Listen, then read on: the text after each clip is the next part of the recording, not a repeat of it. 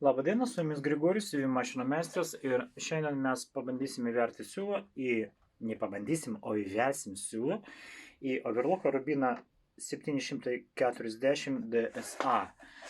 Čia yra rubina, mūsų lietuviškas brandas, labai kokybiška mašina, pagaminta Taivanėje.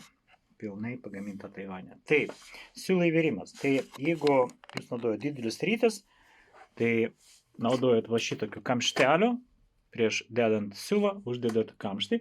Jeigu mažas rytis, tada nieko dėti nereikia. Nuo ko mes pradedam? Pradedam nuo to, kad pirmas siūlas, kurį jūs veriat, tai yra žalias. Antras raudonas, o paskui nesvarbu. Trečias ir ketvirtas jau bus iš kairės pusės adatų siūlas. Pirma, kilpikliai, va šitie du, žalias, raudonas, paskui viską taip atskirai. Toliau, ta prasme. Dabar labai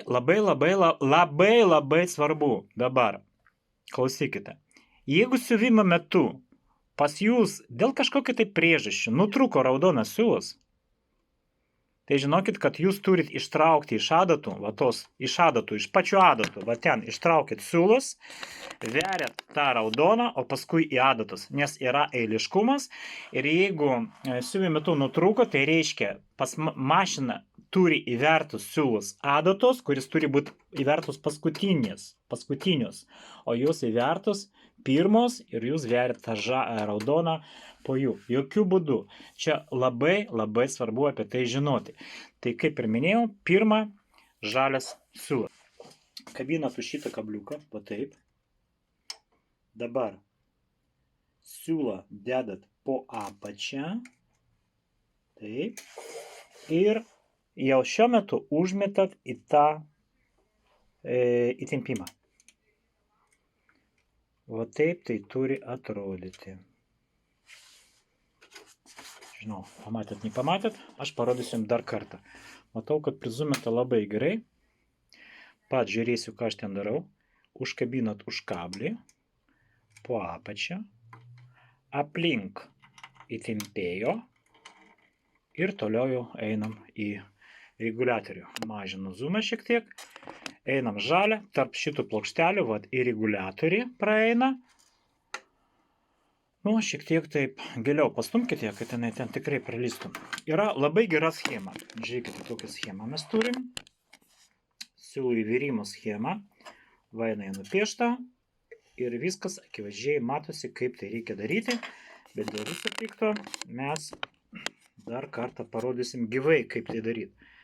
Nes geriau vieną kartą pamatyti, negu 10 kartų išgirsti. Taip, gerai. Liktai matau, kad viskas tvarkoj. Va čia pas mus žalias taškas. Tai kabinam už šitą kabliuką. Dabar už šitą kabliuką. Ir viskas. Ir einam į kilpiklį. Aš pastumsiu kilpiklį į apačią, kad jūs tiesiog kamerą noriu stumti. Va, žalias siūlas įvertas. Labai paprasta, nesudėtinga ir aišku. Va, aštrus galiukas kilpiklio, kur mes turim įverti paskutinę tą vietą siūlos. Įvertas siūlas, ten per paliekam, nesvarbu, ilgesnį, trumpesnį galą. Palikit kokius 6 cm, bus gerai. Dabar raudonas siūlas. Tas pats viskas su raudonas siūla, kaip ir su žalia. Pradžia tokia pati, va, kabliukas po apačią, aplink, einam tarp plokštelių ir einam toliau prie įvėrimo. Taip. Toliau, va raudonas taškas. Į šitą raudoną tašką mes turim įverti siūlą. Labai geras įvėrimas, labai aiškus, viskas tvarkoja. Dabar pasukam mašiną. Va, išlenda tokie raudoni taškai. 1, 2, 3. 1, 2, 3. Iš eilės tiesiog. Va, paimat, pincetų, 1, pirmas, antras iš viršaus, trečias vėl bus iš apačios. Nu va, įvertas. Va, visos 3 taškos įvertas. Dabar, jūs veriate kilpiklį, padarysim taip. Kur tas kilpiklis? Aš jo nematau. Šiek tiek pakeliu į viršų. Kiek? Nu, sakysim tiek. tiek užtenka, jo. Super. Dabar, ką aš darau, aš kol kas praleidžiu kirpiklių tą skylutę, kur toli kažkur, tai ten yra automatinis įvyrėjas, o mes dabar įvesim į paskutinę detalę prie aštro galo kirpiklio. Va čia mes turime įverti siūlą. Taip, bijau, kad jūs nematote. Aš paimsiu į kitą ranką. Ir...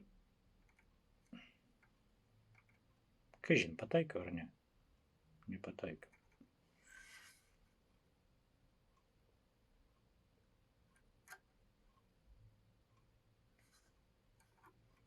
Nesisekė kažkaip tai.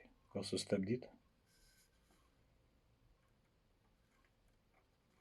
Pavargau aš šiandien jau dirbti.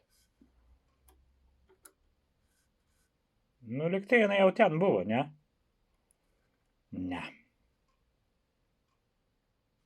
Vis dėlto, ne, aš tiesiog kamerą maišo. Ir aš bandau čia pataikyti. Nu va. Buvo jau, buvo gi, nu.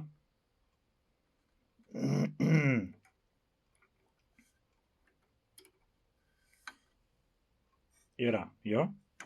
Dabar, pasukit mašiną, kad va šitas kirpiklis būtų išlydnis iš adatos plokštelės kažkur centimetrą, va tiek.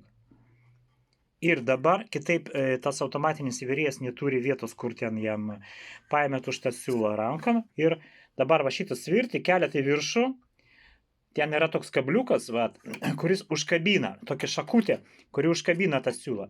Iki galo ir paleidat staiga. Viskas. Tas siūlas įvertas. Na, tai prašau, labai ilgai man kažkaip nesisekė, gal lakinis jau ne per silpnos. Va, tai 2 siūlus įvertus galite uždaryti, o galite neuždarinėti kaip norit. Dabar liko adatus.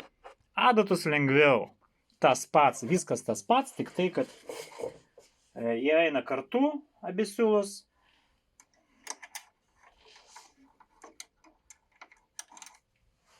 Tik tai viena iš kairės, kita iš dešinės.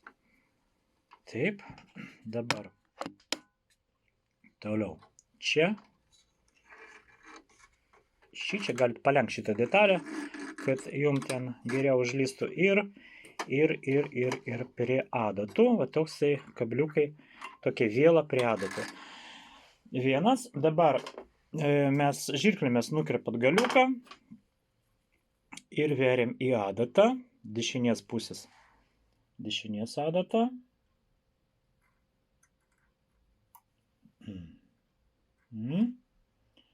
Yra. Ir lygiai taip pat veriam kairinį siūlą. Lygiai taip pat. Dar kartą. Pakeliu kamerą. Žiūrėkite. Čia į viršų į tą kablį. Dabar šį čia 1, 2, 3. Šitaip. Einam toliau. Čia.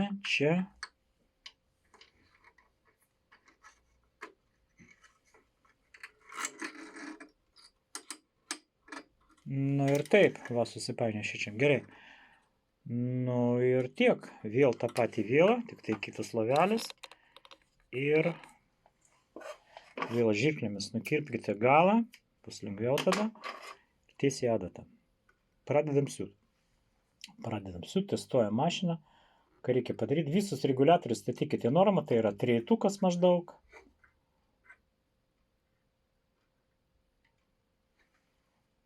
Ką čia nepataikiau dar?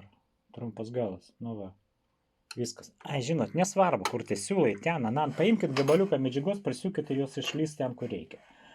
Aš tai nekreipiu dėmesio, iš tikrųjų, kur tai siūlai yra.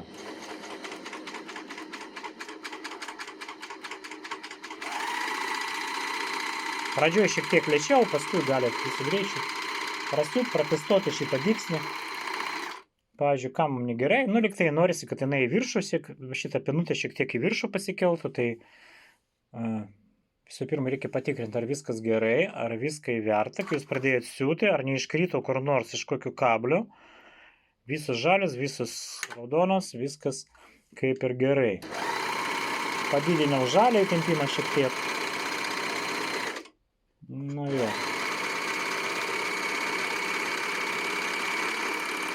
Nu, va taip turi atrodyti tas peltakis.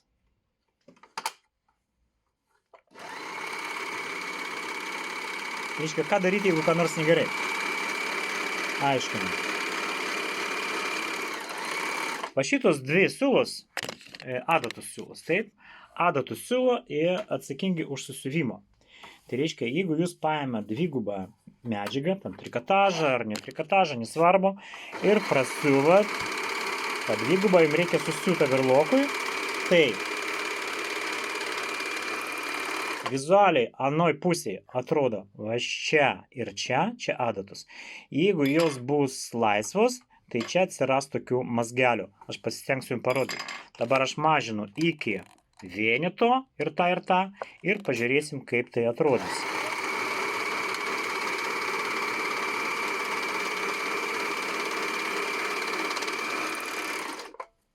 Atrodys va šitaip, matot?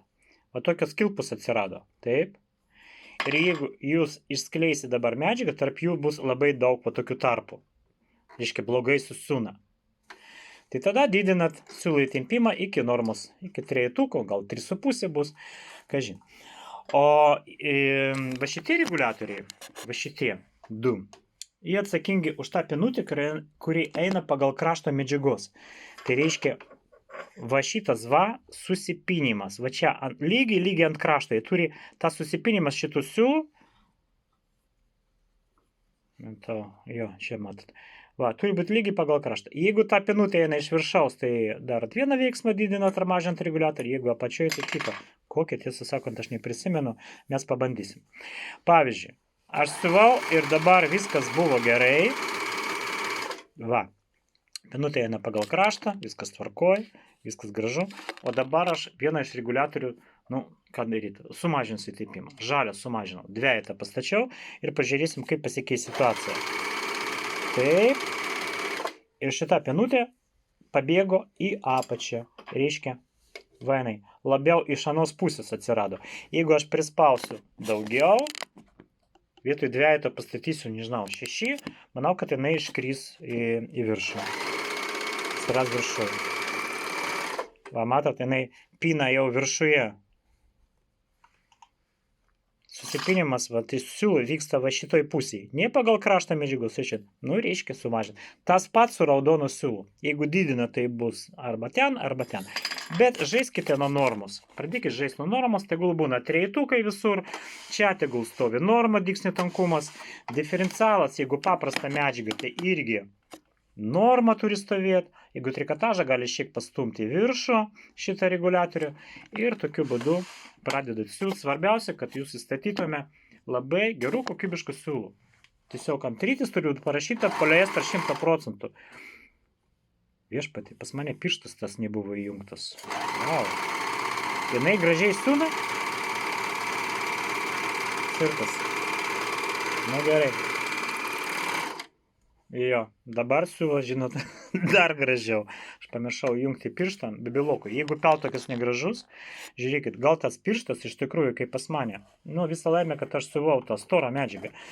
R stovi. R tai yra bibilokas. O jeigu N tai yra norma, tada pinutė tą formiruosis dar gražiau. Mašina stebuklinga, žinot. Kad be pirštų, nesvarbu, kad ta medžiaga šiek tiek storesnė, kad be pirštų taip gražiai siūtų kaip dabar, tai aš gyvenime to nemačiau. Aš nepastebėjau, kad jisai išjungtas, nes siūlo normaliai.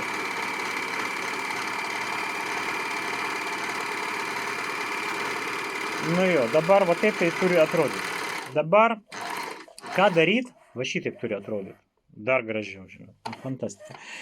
Jeigu, va čia yra peilių reguliavimas, va šičia peilių reguliavimas, dabar stovi šiek tiek virš normos, jeigu jūs pjausit per mažai, tai peilis kairiai pusiai, tai žiūrėkit, koks bus skirtumas. Tai reiškia, atsiras laisvas pinutės pagal kraštą.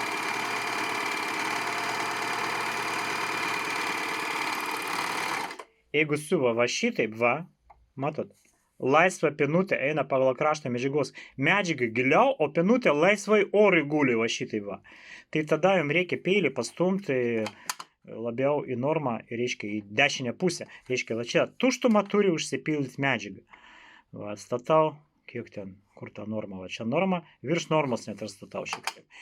Jeigu bus per daug, iki galo, jums gali užsukti, užversti tokią vamsdelę ploną medžiagą. Storą tai gal ne, bet jinai gali va šitai va užsukti ją, kaip vamsdelis toksai. Nu, aš rekomenduoju 6,5 arba šiek tiek mažiau, nu, daugiau negu normą statykite. Manau, kad pataikys. Nu, tai va, puikiai siūna, visus medžiagus, plona stora, jokių problemų. 10 sluoksnių, lyno. Viskas tvarkoja. Tai šiandien tiek apie ką mes kalbėjom, apie siūlų įvirimą. Šiek tiek paliečiam ir siūlų įtempimą, puikios mašinos, Rubino 740 DSA. Naudokitės ir statykite laikas, dalinkitės video. O su jumis buvo Grigorij, dirbantis OAB siuvimo stiliuje. Sėkmės jums. Iki.